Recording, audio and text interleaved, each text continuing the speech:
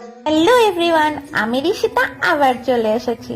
সকালে আমগুলো রোদে দিয়ে চলে গিয়েছিলাম, বিকেলে সেগুলো তুলে নিয়ে আচার বানাতে শুরু করে দিয়েছি। প্রথমবার বানাচ্ছি, কেমন হবে এটা ভেবে ভয় ভয় করছিল একটু। অতঃপর সর্ষের তেল গরম করে তাতে তেজপাতা, কাঁচা লঙ্কা আর একটা এলাচ দিয়ে কিছুক্ষণ ভেজে নিলাম। তারপরে আগে থেকে একটি পাত্রে হলুদ গুঁড়ো, লঙ্কা গুঁড়ো, জিরে গুঁড়ো, পাঁচফোড়ন, মৌরি, লবণ, সর্ষে বাটা আর একটু ভিনেগার মিশিয়ে মিশ্রণ তৈরি করে তেলের মধ্যে ছেড়ে দিলাম। সেটা তেলে ছেড়ে দিয়ে আস্তে আঁচ রেখে কষিয়ে নিলাম। তারপর একটু চিনিও দিলাম স্বাদ বৃদ্ধির জন্য। আমগুলো ছেড়ে দিয়ে একটু ঢাকা দিয়ে দিলাম সেদ্ধ হতে।